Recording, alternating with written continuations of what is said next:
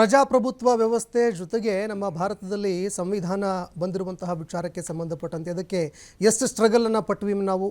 ಜೊತೆಗೆ ರಾಜತಂತ್ರ ಏನಿತ್ತು ಅದನ್ನು ಸಾವಿರಾರು ವರ್ಷಗಳ ಒಂದು ಇತಿಹಾಸ ಏನಿತ್ತು, ಅದಾದ ನಂತರ ನಮ್ಮ ದೇಶ ಪ್ರಜಾಪ್ರಭುತ್ವ ಆಗಬೇಕಾದ್ರೆ ಅದರ ಹಿಂದೆ ಇದ್ದಂತಹ ಸಂಘರ್ಷ, ಅದರ ಬಗ್ಗೆ ವೆಂಕಟೇಶ್ ನಾಯಕ್ ಸರ್ ಅವರು ಮಾತನಾಡ್ತಾ ಇದ್ರು. ಸರ್ ಹೇಳ್ತಾ ಇದ್ರಿ ತಾವು ಪ್ರಜಾಪ್ರಭುತ್ವ ವ್ಯವಸ್ಥೆ ಹೇಗೆ ಬಂತು ಏನು ಅಂತ. ಈಗ ಗೌರ್ಮೆಂಟ್ ಆಫ್ ಇಂಡಿಯಾ ಆ್ಯಕ್ಟ್ ಪ್ರಕಾರ ದೇಶ ನಡೀತಾ ಇತ್ತು, ಬ್ರಿಟಿಷ್ ರೂಲ್ ಇತ್ತು. ಆಮೇಲೆ ನಮಗೆ ಇಂಡಿಪೆಂಡೆನ್ಸ್ ಕೊಡ್ಬೇಕಂತಕ್ಕೊಂದು ಕ್ಲೆಮೆಂಟ್ ಅಟ್ಲೆ ಅಂದರೆ ಬ್ರಿಟನ್ನ ಲೇಬರ್ ಪಾರ್ಟಿ ಅಪೋಸಿಷನ್ ಲೀಡರ್, ನಾವು ಅಧಿಕಾರಕ್ಕೆ ಬಂದರೆ ನಾವು ಏನಪ್ಪ ಅಂದರೆ ಟ್ರಾನ್ಸಿಷನ್ ಮಾಡ್ತೀವಿ ನಾವು ಅಂತ, ಇಂಡಿಪೆಂಡೆನ್ಸ್ ಕೊಡ್ತೀವಿ ಅಂತ ಫೈಟ್ ಮಾಡಿದ್ದು. ಅಲ್ಲಿ ಇದು ಡಿಸೈಡ್ ಮಾಡಿದ್ದು ಕ್ಲೆಮೆಂಟ್ ಅಟ್ಲೆ. ಅಲ್ಲಿ ಗೌರ್ಮೆಂಟ್ ಆಫ್ ಇಂಡಿಯಾ ಆ್ಯಕ್ಟ್ ಅಂತಕ್ಕೊಂದು ಇಂಡಿಯನ್ ಇಂಡಿಪೆಂಡೆನ್ಸ್ ಆ್ಯಕ್ಟ್, ಮೊದಲು ಗೌರ್ಮೆಂಟ್ ಆಫ್ ಇಂಡಿಯಾ ಆ್ಯಕ್ಟ್ ಇತ್ತು, ಆಮೇಲೆ ಇಂಡಿಯನ್ ಇಂಡಿಪೆಂಡೆನ್ಸ್ ಆ್ಯಕ್ಟ್ ಲಾಗು ಆಯಿತು ಅಲ್ಲಿ 1946ದಲ್ಲಿ. ಒಂದು 6 ಮಂತ್ಸ್ ಅಥವಾ 1 ಇಯರ್ದಲ್ಲಿ ಅಲ್ಟಿಮೇಟ್ಲಿ ಪವರ್ ಟ್ರಾನ್ಸ್ಫರ್ ಆಗ್ತದೆ.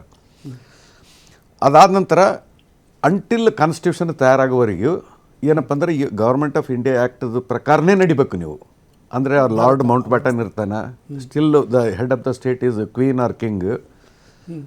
ಕಾನ್ಸ್ಟಿಟ್ಯೂಷನ್ ತಯಾರಾಗಬೇಕಂದ್ರೆ 1946ದಾಗ ರಚನೆ ಆಗ್ತದೆ ಕಾನ್ಸ್ಟಿಟ್ಯೂಟ್ ಏನಪ್ಪ assembly members.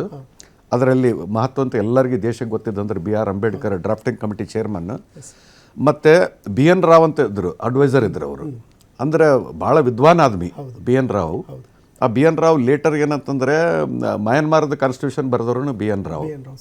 So total members ಎಷ್ಟಿದ್ರು ಅವಾಗ ಪಾಕಿಸ್ತಾನ ಇನ್ನೂ ಡಿವೈಡ್ ಆಗಿದ್ದಲ್ಲ, ಇಂಡಿಪೆಂಡೆನ್ಸ್ ಆಗಿದ್ದಿಲ್ಲ.